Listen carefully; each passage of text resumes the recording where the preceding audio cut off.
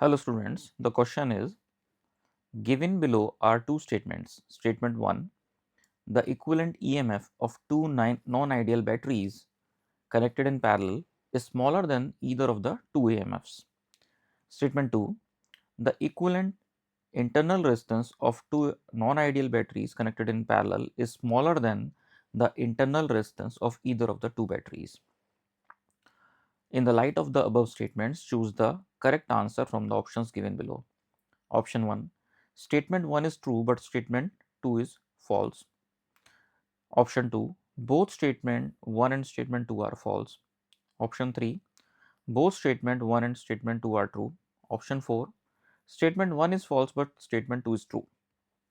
So the problem is based on the topic the connection of batteries in parallel or the current electricity, from the topic current electricity. So the situation is something like this. For example, there are two batteries having EMF of E1 and E2 respectively, like this. So E1, E2 are the respective EMFs and their internal resistances are R1 and R2. This is R1, this is R2, and these are connected in parallel. So first of all, we have to check the first statement, that whether the equivalent EMF of these two batteries is less than either of them. So first of all, let us take first case. For example, there may be a case where EMF of the second battery is greater than EMF of first battery. This may be the first possibility. The second possibility is that the EMF of the first battery is greater than the second battery, and the third possibility is that both the EMF are same. So there are three possibilities. So now let us check the first possibility, that EMF of the, for example, EMF of the second battery is greater than the first battery. Now the equivalent EMF of two batteries connected in parallel is given by this formula. E equivalent is equal to E1 upon R1 plus E2 upon R2 divided by 1 upon R1 plus 1 upon R2. Now this can be written in following forms. For example, it can be written in this form. For example, if we take E1 as common, so this becomes 1 upon R1 plus E2 by E1 divided by 1 upon R1 plus 1 upon R2. This is the first form which we can write it. And the second form is, suppose if we take E2 as common. So suppose if we take E2 as common, we can write it as E1 upon E2 divided by R1 plus 1 upon R2 divided by 1 upon R1 plus 1 upon R2. So this is the second form which we can write this particular expression. Now we know that as we have taken in the first case, that E2 is greater than E1.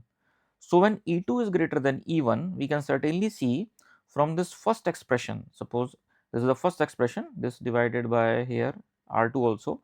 So from the first expression, this thing E2 upon E1 is greater than 1. If E2 is greater than E1, then E2 upon E1 ratio is greater than 1. And if it is greater than 1, it means that 1 plus R1 plus a value in the numerator which is greater than 1 divided by R2. So in this way, we can say that this whole thing 1 upon R1 plus E2 upon E1 divided by R2, this is greater than 1. And when it is greater than 1, it means that it says that when this is greater than 1, then in this case we can say that E equivalent, this E equivalent is greater than E1. This equivalent is greater than E1 because E1 is multiplying by some value which is greater than 1.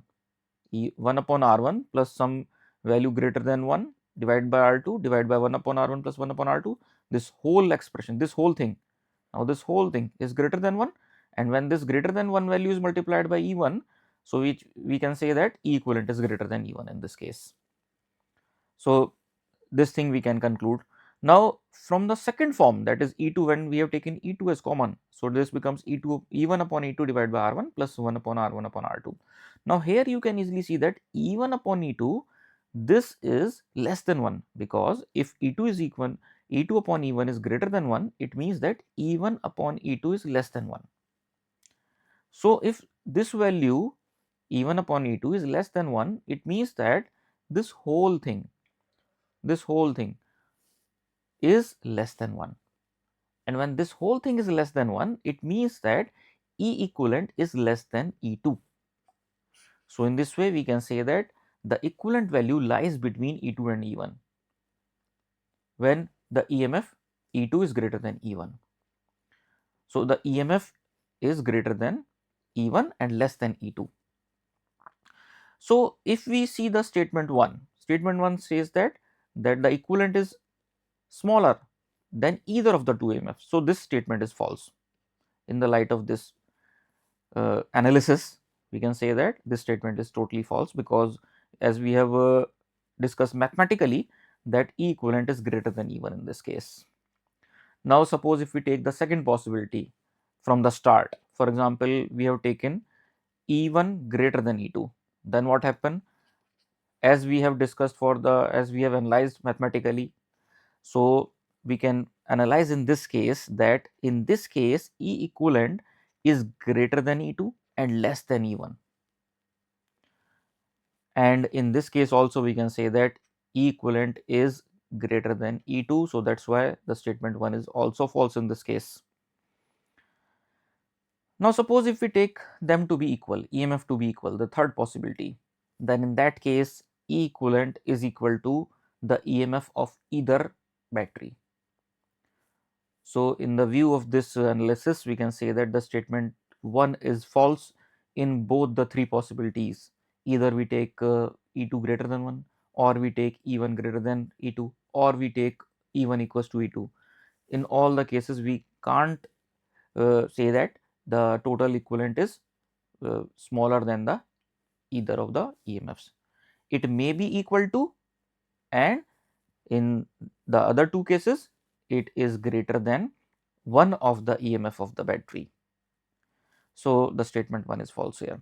Now statement 2 is totally true, correct. It is a correct statement that the equivalent resistance is smaller than the internal resistance of either of the two battery, because we know that the equivalent is given by R1 R2 upon R1 plus R2, because these two resistances are in parallel.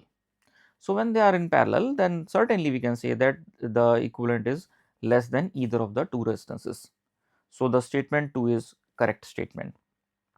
So in this way we can say that option number 4 is correct. Statement 1 is false, but the statement 2 is true.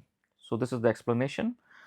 Now यहाँ हमें एक question पूछा गया है, equivalent EMF दो batteries को जो है पैरेलल में लगाया गया है, और हमसे पूछे गए हैं दो स्टेटमेंट देके पूछा गया है कि इनमें से क्या कॉम्बिनेशन बन सकते हैं। तो पहले स्टेटमेंट में पूछा गया है कि अगर दोनों नॉन आइडियल बैटरीज को पैरेलल में लगाया जाए तो जो इक्विवेलेंट ईएमएफ मिलेगा वो दोनों जो बैटरीज हैं उनके इंडिविजुअल ईएमएफ से भी छोटा होगा। ये पहला स्टेटमेंट है।